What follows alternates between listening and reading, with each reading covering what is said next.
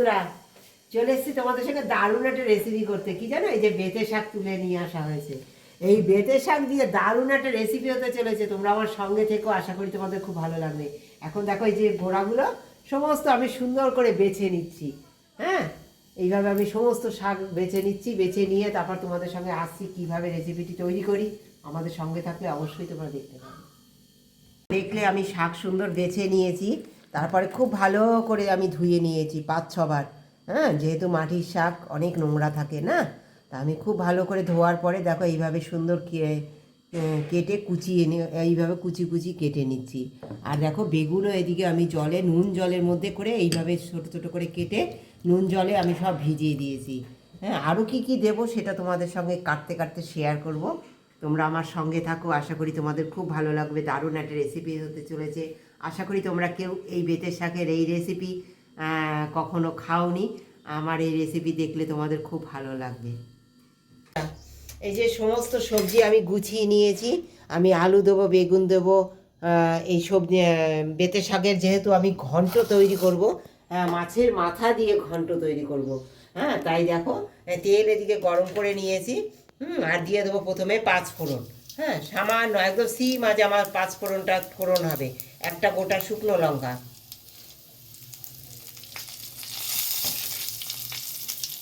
দেখো গন্ধ বেরিয়ে গেছে আমার ফোড়নে। হ্যাঁ, খুব বেশি আমি লাল করব না। এবার দিয়ে দেবো পেঁয়াজ। এই যে কুচিয়ে রেখেছি, পেঁয়াজ দিয়ে দেবো। রসুন কুচিয়ে রেখেছি, সমস্ত কিছু কুচিয়ে নিয়েছি। আর দিয়ে দেবো 2টো কাঁচা লঙ্কা ছেঁড়া। দেবো আমি একটু টমেটো, একটা গোটা বড় টমেটো, এটা দিয়ে দিলাম। দিয়ে দেবো এই যে বেগুন আলু সমস্ত কেটে রেখেছি ছোট করে, এইগুলো দিয়ে দেবো।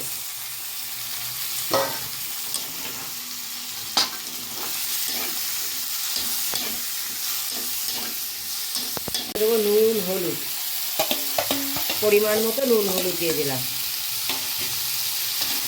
দিয়ে নাড়িয়ে চাড়িয়ে দিয়ে দেবো এই যে শাক কুচিয়ে রেখেছি, সমস্ত শাকগুলো দিয়ে দেবো।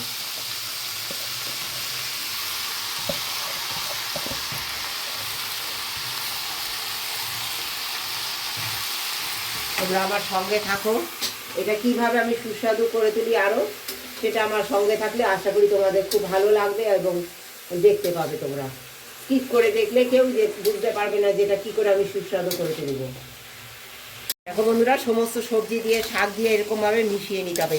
প্রথমে এরকম মেশাবার সময় খুব জোর আজে, একদম দেখো ফুল আজে আমি দিয়ে দিয়েছি, সমস্ত সবজি যাতে সবজির সাথে শাকটা মিশে যায়। আর আমি যেহেতু এতে কোনো জল দেবো না, একদম জল অ্যাড করবো না। হ্যাঁ, এই মেশানো হয়ে যাবে, তারপরে আমি একদম ঢেকে 2 মিনিট জাল দেবো, সিদ্ধ হওয়া পর্যন্ত। শাক সবজি সমস্ত সিদ্ধ হওয়া পর্যন্ত সুন্দর আমি জাল দিয়ে নেবো। এই আমার জোর আজ হয়ে গেছে, সমস্ত কিছু গরম হয়ে গেছে। গরম যেই হয়ে যাবে তখনই আমি এটা সিম আঁচে করে দেবো। বন্ধুরা, যেহেতু আমি এটা ঘন্ট তৈরি করব মাছের মাথা দিয়ে, তাই দেখো এটা সবজিটা বেশ গলে গেছে। গলে যাওয়ার পরে আমি একটু ঘেটে দিয়েছি। ঘেটে দেওয়ার পরে আমি মাথাগুলো দেবো। হ্যাঁ, তাহলে কি বলো তো, মাথাটা খুব বেশি ঘেটো ঘেটো হয়ে যাবে না। এবার এই মাথাটাও সিদ্ধ হওয়ার জন্য আমি এখন দেবো, দিয়ে আরেকটু জাল দেবো আমি। এই যে সবজি দিয়ে আমি একটু ঢেকে দিলাম, মাথাগুলো ঢেকে দিয়ে তারপরে আমি এটা একটু জাল দিয়ে তারপরে তোমরা আমার সঙ্গে থাকো কীভাবে এটা নামাই, কী পর্যায়ে ঘন্টটা কীভাবে সুস্বাদু করে তুলি। আমার সঙ্গে থাকলে তোমরা দেখতে পাবে। তো আমার প্রায় নামাবার পর্যায়ে চলে এসছে এটা ঘন্টটা। এবার দেখো আমি দেবো সামান্য চিনি। করতে পারো, কোনো অসুবিধা নেই, তাতে যে স্বাদ পরিবর্তন হবে একদমই না। আমি যেহেতু ঘন্ট করেছি তাই একটু সামান্য একটুখানি, তোমরা দেখতে পেলে কদানা চিনি দিয়েছি, ঠিক ওইটুখানি চিনি দিলেই হয়ে যাবে। একে আমার ভিডিও দেখো অনেক বন্ধুরা, সকলকে অনেক ধন্যবাদ, কিন্তু না কেউ লাইক দাও না একটা। কেন গো, একটু লাইক দিও আমাদের, আমার ওই রেসিপিতে লাইক দিও। সকলে একটু কমেন্ট করো কেমন লেগেছে, তাহলে ভালো লাগবে আমার। হ্যাঁ, আমার তো অনেক বয়স হয়েছে, আর অনেক ছোট কি বয়স্করা যারা মা মাসিরা দেখো বা ছোট ভাই বোনেরা দেখো, তারা সকলে একটু কমেন্ট করো কেমন লাগে আমার রেসিপিগুলো।